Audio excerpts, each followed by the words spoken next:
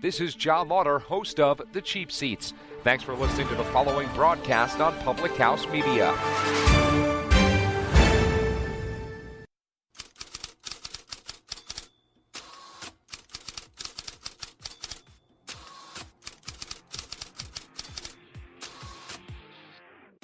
The latest headlines. The Houston Astros, the defending World Series champions, got better adding Garrett Cole. The insightful interviews. Rick Saratella, NFL Draft Bible. With how much emphasis is put on the position, yet how many over the last couple of years we've had questions. Why do we put such an emphasis on drafting a quarterback number one overall? The bottom line is there's not enough good quarterbacks to go around. And I think with the new CBA, it's really a low-risk gamble now. If you look at the playoff teams, the common denominator, good quarterback play. The hottest takes. I think the guy to blame is the one guy who hasn't left yet. I think Russell Westbrook is one of the bigger problems in Oklahoma City. Can all be found on Press Row. Broadcasting is part of the Public House Media Network. Here's your host. It doesn't matter what your name is. Christian Heimall. Welcome back on Press Row, everybody. Christian Heimall here on this Thursday, October 10th, 2019. Broadcasting, as always, part of the Public House Media Network. You can find us on Spreaker and Stitcher.com, iHeartRadio podcasts, as well as Apple and Google podcasts. Of course, don't forget you can find us on publichousemedia.org. Get yourself some awesome show gear as well and help support the program. We appreciate your support as we do every single week. You can find us on social media as well, Twitter and Instagram handle at PressRowPHM. Email the show, PressRowPHM@gmail.com. Or you can find us on Facebook at Press Row by Public House Media. You can find me on Twitter as well at Chris Heimall, ChrisHeimall. Going to focus heavily today's show on a topic that kind of, we do it rarely here. We don't do it a lot, but we do it every now and again when it's necessary. That kind of blends the sports world with the real world, so to speak. We touched on the Colin Kaepernick situation a couple of years ago. We touched on other social issues, women's pay in the sports industry, collegiate athletes being paid, all that other stuff.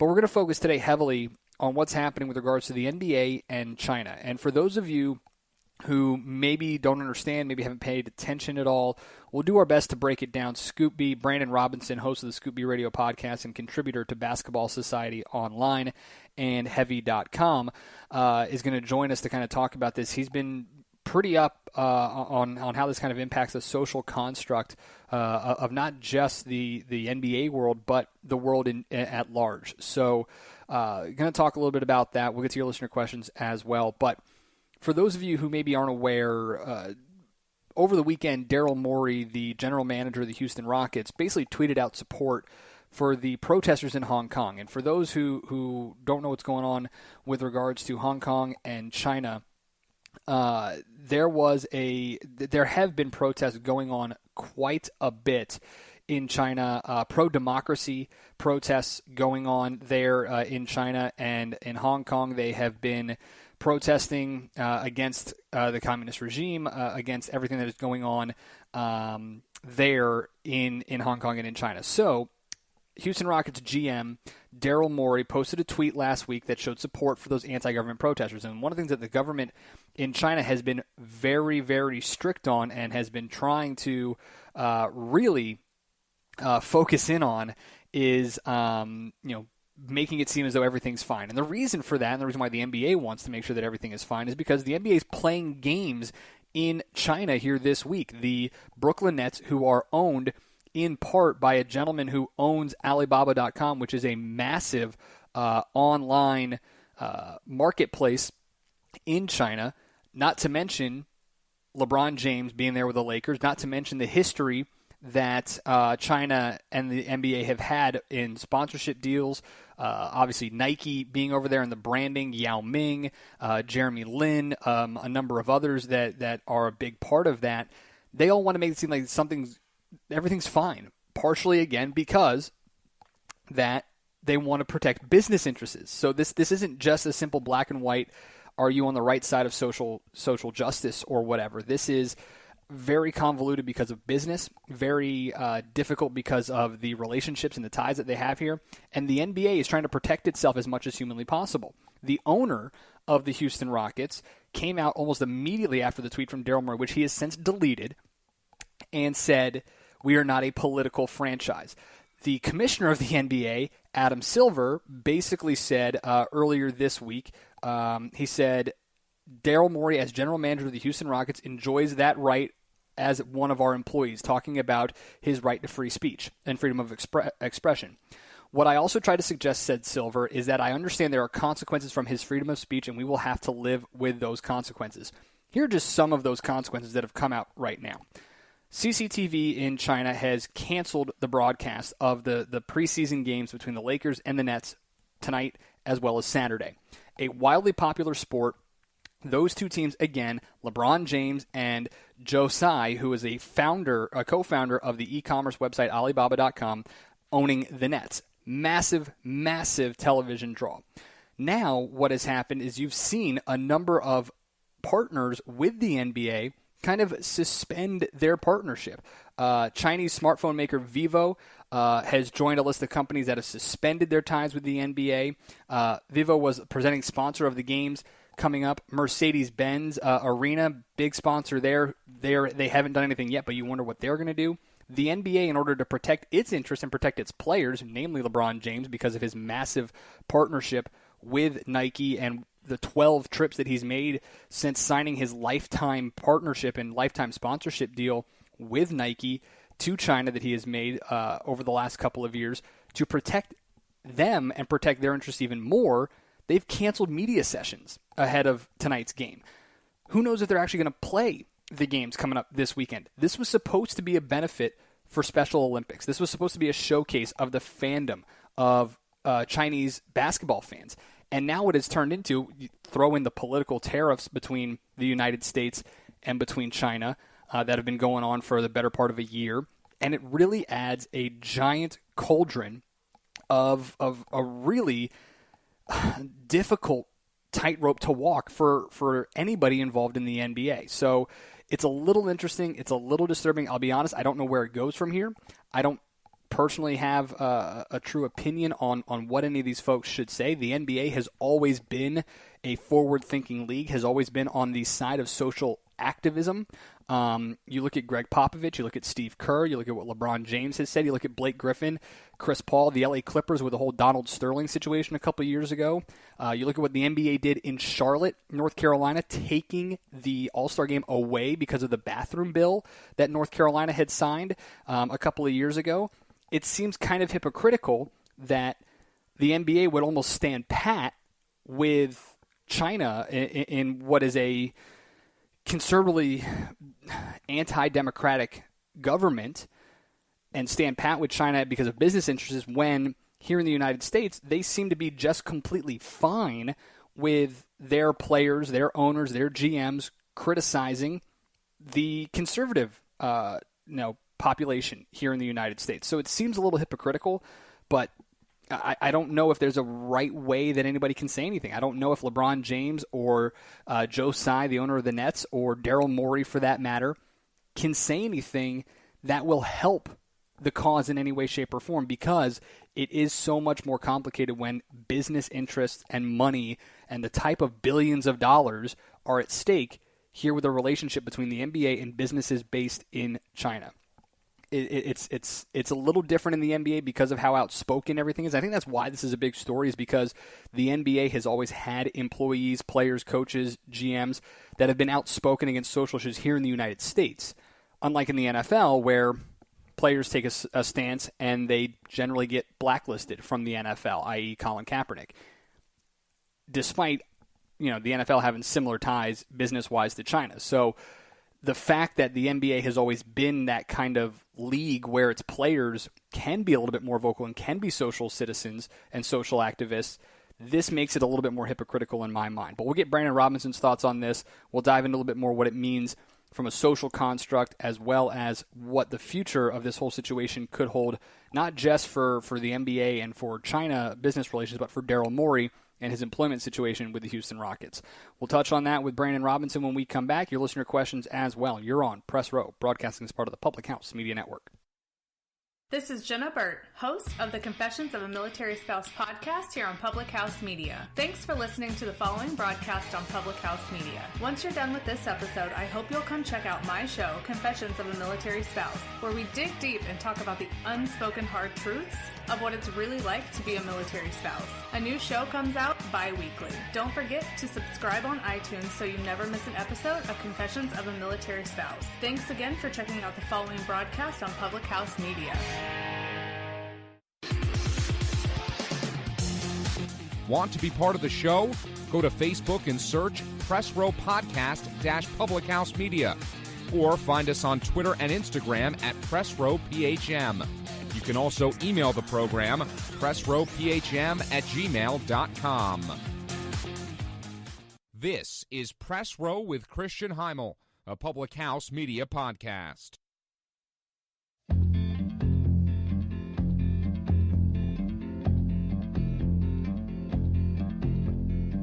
My house in Budapest, my hidden treasure chest, golden grand. Welcome back on Press Row. Christian Heimall here with you, broadcasting as part of the Public House Media Network, as we do every single Thursday. And you can find us on Apple and Google Play. You can find us on Spreaker.com and, of course, on iHeartRadio as well, where you can also find most of our places you can find us. You can also find the host of the Scoop B Radio podcast. He's also a writer on Basketball Society Online and Heavy.com. He is our good friend and buddy, Scoop B, Brandon Robinson.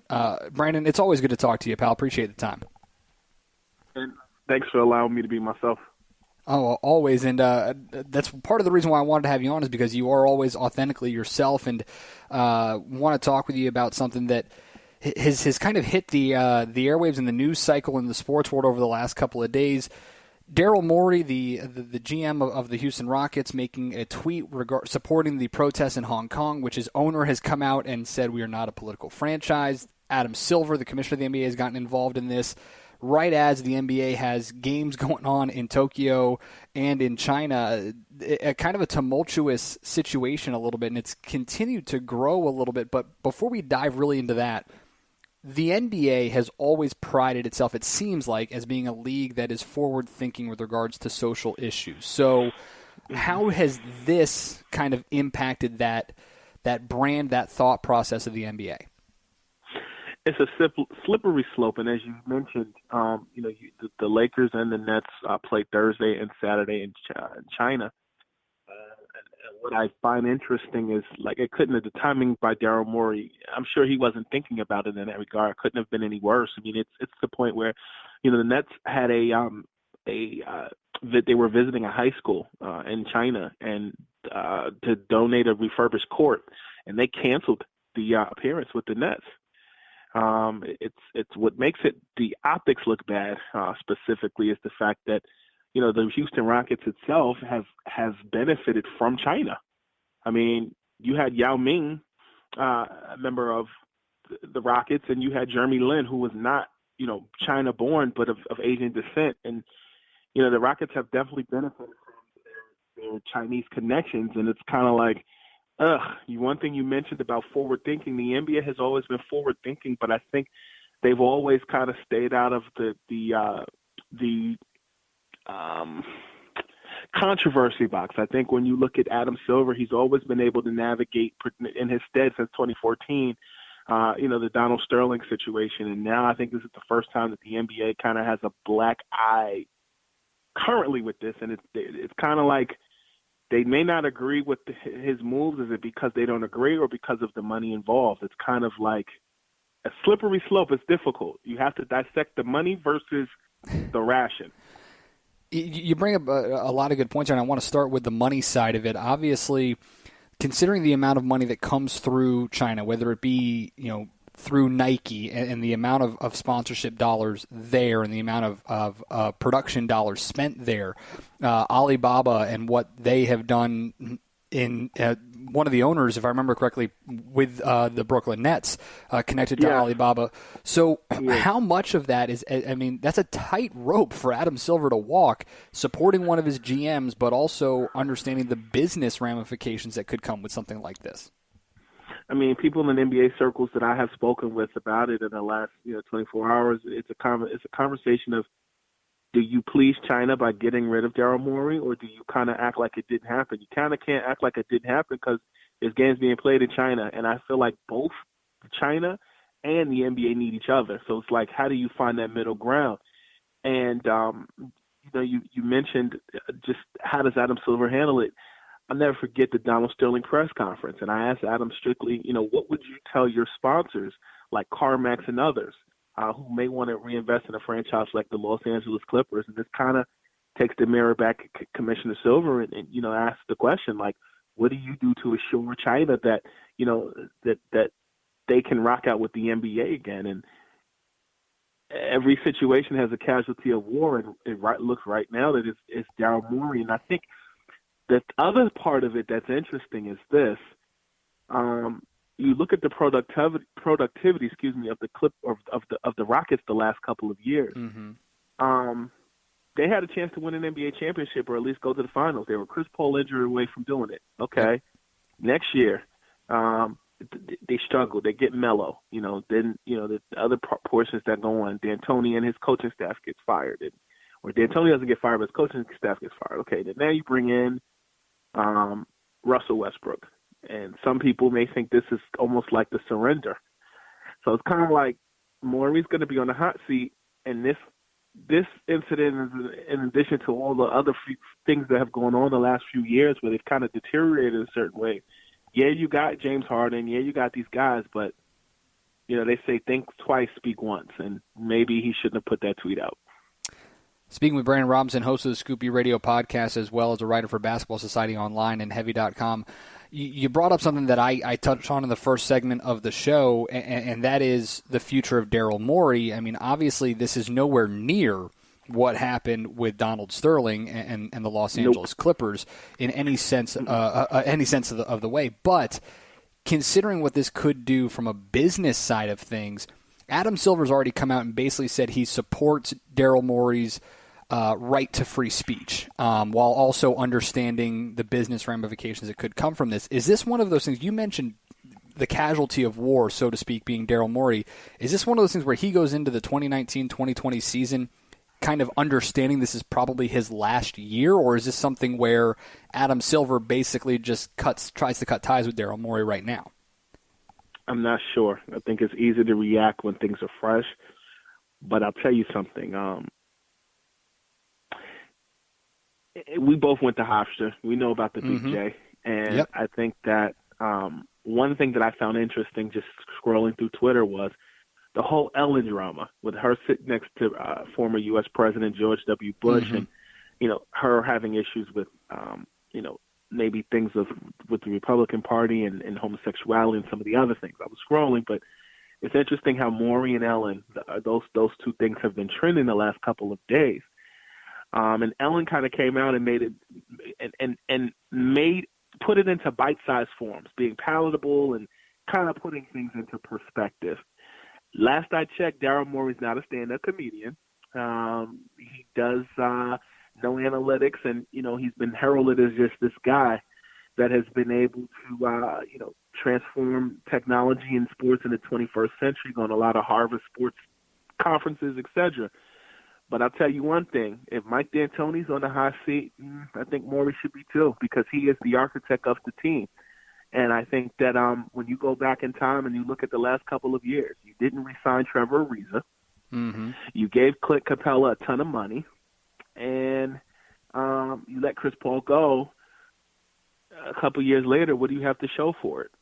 A Warriors championship, a Warriors Eastern Conference, or rather a Warriors appearance last year against the Raptors, and no championship. It's kind of like the last few years have not gone in his favor, and he's been around for a long time. And some may argue that that's the case. I'm not willing to put anybody out there and say that, but I will say that when you look at the infrastructure for Houston Rockets, I reported in May that everybody was made available for the exception of P.J. Tucker and James Harden, and now you have Russell Westbrook and some of those other guys. And at what point is the architect the person held responsible? And I think that this whole Hong Kong China thing may have been the nail in the coffin. Chris Mannix was on the Dan Patrick Show earlier this week, and he made comment to kind of a double standard that he feels in the NBA, basically saying guys like Greg Popovich and Steve Kerr, his exact words, I think, were taking a 2x4 to Donald Trump every day, and the NBA hasn't apologized to conservatives. Do you feel that there might be a double standard here right now with the way Adam Silver's kind of made a statement at least after the Daryl Morey tweet, but hasn't ever really said anything after what Popovich and Steve Kerr and even LeBron James to that extent have said things about the President of the United States? I think it's apples to oranges, but they're both fruit. And I think that when you look at the U.S.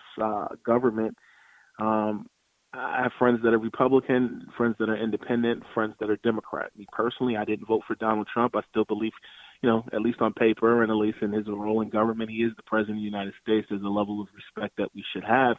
But there are some things ethically that he's done that a lot of people question. And I think that Greg Popovich and Steve Kerr have that relationship and fluidity with the media. And when they're speaking to members of the media and they're asked a question, they are answering it accordingly versus Daryl Morey being on Twitter and stating his unsolicited opinion. Mm-hmm. And so I think it's optics. Me personally, I'll give an example. Earlier this year, I will share with you that I made a statement on an issue with an NBA player that I knew something to be true, and there are consequences for what was said, and I was cut out of a show based upon that conflict of interest.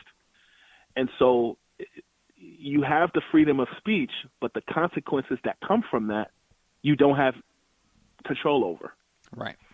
So I think that Popovich, who is a coach, who last I checked doesn't have a Twitter account, Steve Kerr, who does, they're asked questions in a media forum. And, when you look at the situation with Daryl Morey, he gave an unsolicited opinion about something that was controversial. And at the end of the day, money talks, BS walks, and that might be the BS in people's opinion that walk. He's Brandon Robinson, host of the Scoopy Radio Podcast. You can also find his stuff on Basketball Society Online and Heavy.com. We talked earlier briefly about the Nets and the Lakers being there in China and for a couple of games and having a couple of things taken away, canceling obviously the moment to donate a refurbished court. But I want to focus in on LeBron James because a lot has been made over the last couple of days as to what his reaction and how important what his stance will be to the NBA, a guy who has a career contract, a lifetime contract with Nike worth reportedly close to $1 billion, if not more. Do you expect LeBron James to say anything? And if so, what's the right thing for him to say? Well, LeBron has been president of the NBA for a long time. So, I think we are in a day and age where LeBron has an opinion on everything. And I think this issue is a bit different. I had Chris Haynes, NBA insider at Yahoo, on the Scoopy Radio Podcast a couple of weeks ago. And he talked about, his transition from, covering the Portland Trailblazers at NBC Sports and then going over to the Cleveland Plain Dealer, where he covered LeBron for a couple of seasons and then went over to the Bay Area covering the Warriors, and how his experience in Cleveland was very different. You go from covering a Blazers team with NBC where, the Blazers are the talk of the town, and they're the only really coming attraction other than Oregon Ducks football.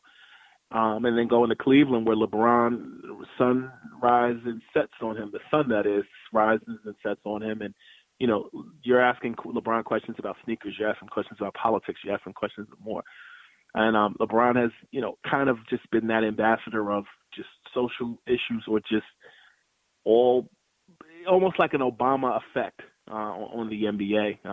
And I think it's a difficult situation to be in. And I know, for me, having covered the league as a kid at 12 to current day, he is a breath of fresh air that's different than Michael Jordan.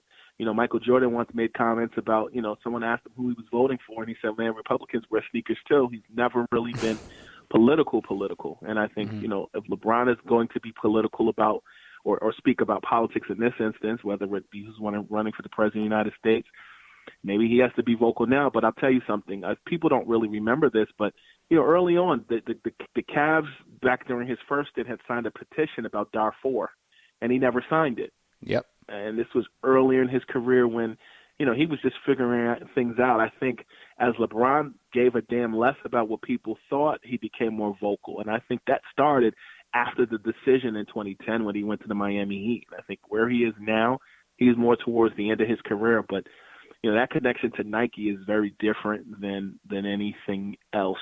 So it'll be interesting to see what he says. I think he'll say something. I wouldn't want to be him right now. Is it important for him to say something? I mean, given his contract with Nike, given his global recognition, given his social status within the United States, is it important for him to say something, or can he really just kind of not say anything and keep quiet? I'm not sure, but I'll put this into perspective for you, what I am sure about. People in Asia love Kobe Bryant. And I'm very close with Kobe's dad. And I remember I spent like a weekend in Dallas with Kobe's dad, and Kobe's dad was telling me what Kobe's experience was like. I think, weren't the Olympics in China in 2008? Yeah, 2008 in Beijing. Yes, and he was just telling me about Kobe's recollections of that trip and how just it was almost like he was bigger than Michael Jordan, and how they just took to him. And so you figure LeBron's reach is on Hulk Hogan steroids compared to Kobe at this point. And so for you to be around billions of people and not speak on it is different. But then I don't think that publicly maybe they hold. I feel like in the U.S., other countries grasp onto us for the news and the entertainment. Mm-hmm. Maybe in China they don't care as much. They just want to see you play, and that's it. And maybe that's the reason why they didn't cancel those games, because they realized the draw that those guys bring to an NBA arena. And so I think for American culture, it makes sense. Maybe for Chinese culture, it may not. I don't know. But I do think that because you are the ambassador of the NBA, you may have some type of social responsibility to at least release a statement. But I also just think that we are just in a consumption-based culture where everything needs a reaction, everything needs a response. And I think Daryl Morey's speaking on a matter. I think sometimes saying less is more. And I'll go a little bit deeper. If you notice, Kyrie Irving has been pretty silent all off season. Mm-hmm. He didn't speak until his press conference, right? Mm-hmm. I spent some time with Karl Anthony Towns of the Minnesota Timberwolves a couple of weeks ago. I was actually sitting in this car and we were just talking. And not on record, no recorder, just seeing where his mind was at. And the trend that I'm finding is a lot of players are just saying less. Because when you don't say anything, they can't quote you on anything, and they can't aggregate anything. So I actually think if LeBron speaks, it might actually make it worse. Yeah. Certainly interesting, especially it'd be interesting to see what LeBron says, if he says anything. Obviously, the Lakers and Nets set to play Thursday night in Shanghai, Saturday in Shenzhen. CCTV in China has already said they're not going to broadcast the games like they originally were going to. Wow. So we'll see what's going to happen here with all of this. But Brandon, we appreciate the time. Scoop B Radio Podcast, of course, Basketball Society Basketball Society Online and Heavy.com. Maybe next time when we get you on the show, we can go back to just talking basketball. Man, I would love that. Let's talk in a couple weeks. I appreciate it. All right, Brandon. Thanks, bud. My man, I'll talk to you. Brandon Robinson, Scoop B Radio, Basketball Society Online, Heavy.com. It's interesting. I mean, we don't usually get into a lot of the social topics here on the show, but when it's something that is this heavy and something that is this, I guess, almost kind of pertinent to society in general, it's good to have someone like Brandon on the show, and we appreciate his time as always. Appreciate your time as well and your listener questions. We're going to answer those when we come back. You're on Press Row, broadcasting as part of the Public House Media Network. Hi, this is Peggy Rojas, host of Viviendo una Vida en Balance here at Public House Media. Thanks for listening to the following broadcast on Public House Media. Once you're done with this episode, I hope you can come back and check my show, Viviendo una Vida en Balance, where we talk about life hacks to live a life in balance. And this show's in Spanish. A new show comes out every Monday, so don't forget to subscribe on iTunes and share with your friends. Again, thank you for checking out the following broadcast in Public House Media.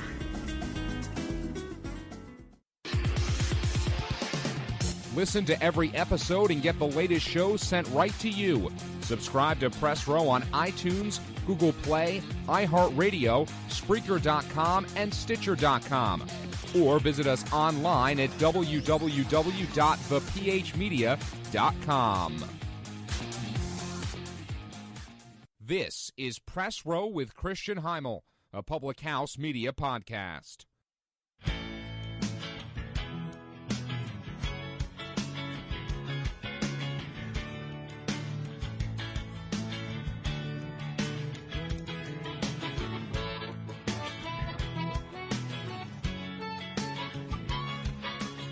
Welcome back on Press Row. Christian Heimall here with you. Big thanks to Brandon Robinson for joining us. Again, you can follow him on Twitter and Instagram at ScoopB. You can find us on Twitter and Instagram at PressRowPHM. Email the show, PressRowPHM@gmail.com. Or you can find us on Facebook, Press Row Podcast by Public House Media. Find me on Twitter as well, at Chris Heimall, ChrisHeimall. Get to your listener questions here as we do every single week. First one here coming from Alex. Should the Houston Astros advance in Game 5 tonight? Are they still a favorite in the World Series? Look, to me, yes, because, and don't get me wrong, this is I don't want to call this as a fluke. This is a phenomenal job by the Tampa Bay Rays and what they've been able to do to come back from down 0-2, win 2 games at home, force Game 5 tonight in Houston. But it's still Garrett Cole. It's still Justin Verlander. It's still Zach Greinke, Carlos Correa, Jose Altuve, Michael Brantley. The list goes on and on and on for the Alex Bregman, Yuli Gurriel. The list goes on and on and on for this Houston team. Now, the Yankees obviously went and just absolutely smashed the Minnesota Twins, and Luis Severino pitched brilliantly. The Yankees kind of ran through, obviously, with that sweep. So should they be considered one? Absolutely they should be. They're playing the best baseball out of anybody because they're the only one that swept. However, I think where Houston has the issue and where maybe the Yankees get a leg up now is now the Yankees don't have to face Garrett Cole and Justin Verlander 1-2 anymore. That being said, I think that's a good thing actually for the Astros too, because Zach Greinke clearly showed he can't start on the road in the postseason. That place was loud in the Trop. They did a very good job getting to Greinke early and rattling him on the road in Tampa Bay. If Zach Greinke starts Game 1, if Houston advances and Zach Greinke starts Game 1 tomorrow on Friday in Houston, Saturday maybe you piece it together with Wade Miley and a couple of other guys, Lance McCullers even, for this Houston team, and you're able to get a split. Then you go into New York with Justin Verlander, who may be, in my opinion, the greatest pitcher of this generation in Game 3, and then Garrett Cole in Game 4. It's not the worst thing in the world. You can get Cole or Verlander back on short rest in Game 6 and 7, depending on how you play it. So I still think the Houston Astros are the favorite if they're able to advance. That's a big if, though, at this point, considering what we've seen over the last couple of games, and it's very, very difficult. You saw how much the Braves struggled in Game 5 after the walk-off from St. Louis in Game 4 to force that decisive Game 5. We'll see if the Rays have similar success tonight here against the Houston Astros. All right, Brandon asking this one, which undefeated team are you more confident in the rest of the way, the New England Patriots or the San Francisco 49ers? This is kind of an easy one because should be an easy one, you would think, because the Patriots in that division, Tom Brady, Bill Belichick. But I'll tell you this, the Patriot offense hasn't been that tremendous so far this year. Not that San Francisco has been, but when you look at skill positions, the Niners have been a little bit more consistent with their skill positions. George Kittle is one of, if not the best tight end currently in the NFL. When you look at their wide receivers, they are a pretty decent group there. Marquise Goodwin, Deebo Samuel. They're not exactly household names, but then again, neither are the Patriots guys. And then you add in Matt Breida, who has been great here through the first 4 games of the year, 340 rushing yards, had a big day this past week for the Niners on Monday night. The defense has been great for San Francisco as well. Richard Sherman leading that charge. Kyle Shanahan seems to have this figured out with Jimmy Garoppolo. The Niners have a lot of promise. Again, they're going to be in a much more difficult division with the Rams and the Seahawks, and the NFC is a very difficult conference. In the AFC, it's the Patriots and the Chiefs. Who's going to catch who? And if the Bills, I don't think they're going to keep this up at 4-1, but the Patriots, it really is kind of scary when you look at them. They've got an easy road here over the next couple of weeks. Home against the Giants tonight, at the Jets next week, home against the Browns, and then it gets a little difficult from there. So you look at Week 8 at the Ravens, Week 9 at the Eagles, Week 10 home against the Cowboys, at the Texans, home against the Chiefs. That's a big stretch for the Patriots coming up in Weeks 9 through 12. That'll be a huge check for them, and I'll be really interested to see what happens when they get to that point, simply because their offense doesn't look like it's, yes, they're winning games, and yes, they're outscoring people by 121, but they don't look scary right now. Julian Edelman hasn't been great. Sony Michel has been nice in the backfield. Josh Gordon has been meh. Philip Dorsett, same way. James White hasn't been the same that he was. There's no Rob Gronkowski coming through the door. The saving grace for the Patriots has been their defense, and we'll see if that's able to carry them throughout the rest of this thing and see if maybe they have the ability to continue to run the table and see if they could be the number 1 seed, because, again, that meeting with the Chiefs might be the biggest one because it could potentially give Kansas City home field advantage, although we saw how that worked out last year in the playoffs as well. All right, last one here. Ryan asking, is Vontaze Burfict season-long suspension upheld? Do you agree or disagree with that decision? 100% I agree, simply because I think Vontaze Burfict may be the dirtiest player in the history of the NFL.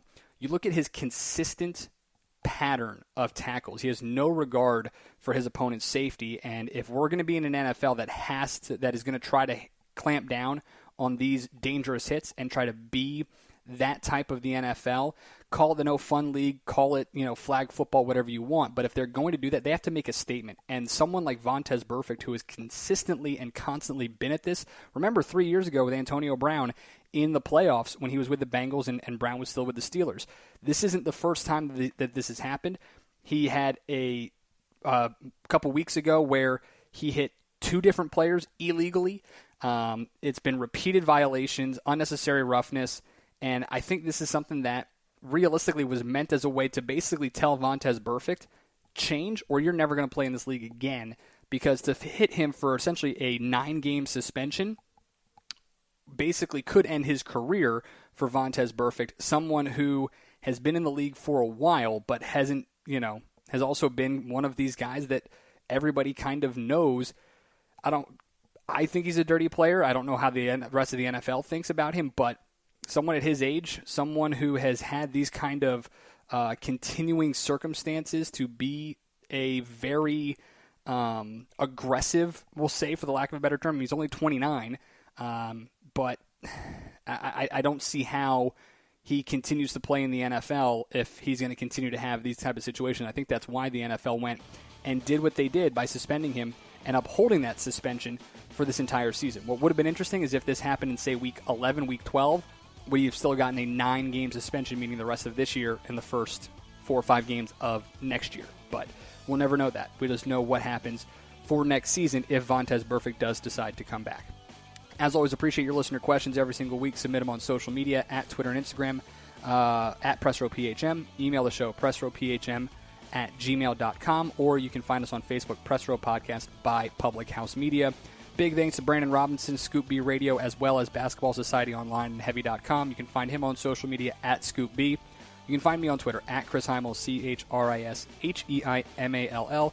Don't forget to subscribe, rate, review wherever you get your podcast. And until next week, I'll see you guys on Press Row.